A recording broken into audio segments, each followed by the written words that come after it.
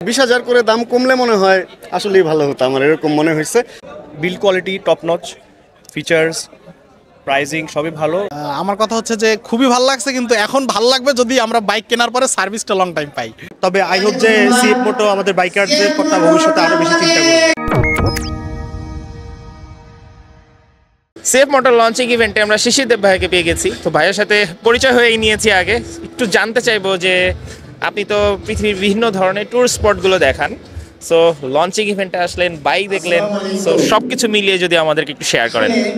আমি তো একজন ট্রাভেল ব্লগার, তবে বাইকও পছন্দ করি। পৃথিবীর যেখানে যাই একটা বাইক নিলে কিন্তু এইটা আমার পুরো ওই দেশটা দেখার জন্য সবচেয়ে বেশি সুবিধা হয় আর কি। তো বেসিক্যালি বাংলাদেশে নতুন একটা ব্র্যান্ড লঞ্চ হচ্ছে, সো এইখানে আসবো না সেটা তো হয় না। ইনভিটেশন পাইলাম, চলে আসলাম, এবং এই ইভেন্টে আসার আগে কিন্তু ওই সবগুলা বাইকের ছবি দেখছি বা ওদের অফিসে গিয়েও কিন্তু সবগুলা বাইকের একটা মানে ওভারঅল দেখা হয়েছে। এবং একটা ব্র্যান্ডের সবগুলা বাইকই সুন্দর, মানে যতগুলো দেখছি কোনোটা কিন্তু খুব একটা মনে হয় না যে এইটা ভালো লাগতেছে না, ব্যাপারটা এমন না। সবগুলো বাইকই সুন্দর, সবচেয়ে বড় কথা হচ্ছে সবগুলো হায়ার সিসি বাইক। তো ওভারঅল কিন্তু আমার কাছে বেশ ভালো লাগছে। আর প্রাইসটা নিয়ে যদি একটু বলেন যে চায়না ব্র্যান্ড হিসাবে বাংলাদেশের যে প্রাইজিংটা ওরা করেছে, প্রাইজিংটা আপনার কাছে কেমন লেগেছে?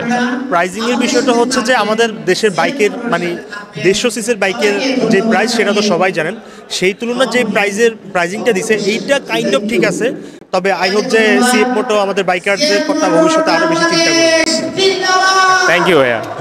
আরও একজন পরিচিত মুখ পাইছি, ওনার পরিচয়ও দিলাম না আমি, কারণ চেহারা দেখলে আপনারা বুঝে ফেলবেন। ভাইয়ের সাথে আমার অল্প একটু মিল আছে, কারণ আমিও কালো ক্যাপ পরছি, সেও কালো ক্যাপ পরছে।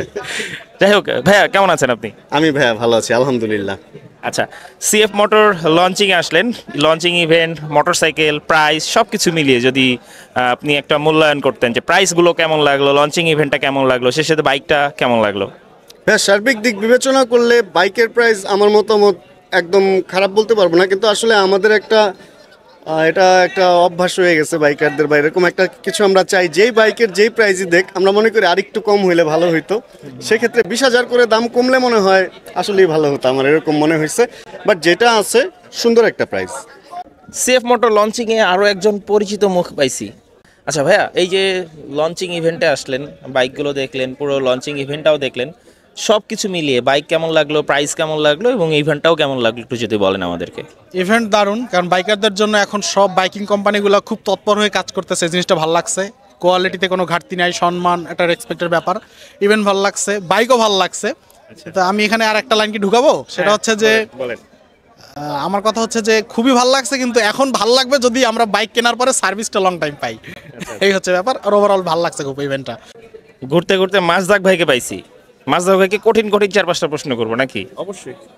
সাহস দিচ্ছেন ডেফিনেটলি, বলেন ভাই। আচ্ছা, সো এই যে সিএফ মোটর লঞ্চিংয়ে আসলেন, লঞ্চিং ইভেন্ট, সেই সাথে বাইকও আমি আশা করি আপনি দেখছেন হালকা পাতলা একটু, এবং হচ্ছে বাইকের যে প্রাইস সব কিছু মিলিয়ে আপনার কাছে কেমন লাগছে? প্রাইজিং বেশ কম্পিটিটিভ, দেখা যাচ্ছে হাই ডিসপ্লেসমেন্ট অনুযায়ী এই প্রাইজিংটা আমার মনে হয় মার্কেটে বেশ ভালোই একটা এফেক্ট ফেলবে।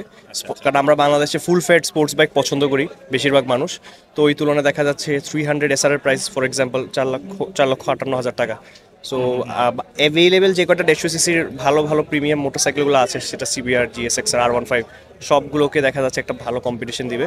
আর বাইক আমি 250 SR-টা চালাইছি, সো সিটিং পশ্চার থেকে নিয়ে কমফর্ট লেভেল, ব্রেকিং সবই ভালো। কিন্তু একটা জিনিস যেটা আমার কাছে মনে হয়েছে যে ডিসপ্লেসমেন্ট, আমরা যেরকম মনে করি অনেকে যে সিসি বেশি মানে গতি বেশি, ঠিক আছে, এটা তো ধরেন যে সব বাইকের ক্ষেত্রে এমন না সবসময়, বাট স্পোর্টস বাইক হিসাবে 250 SR এর পাওয়ার কিন্তু আমি ওরকম বেশি পাওয়ারফুল ফিল করি নাই।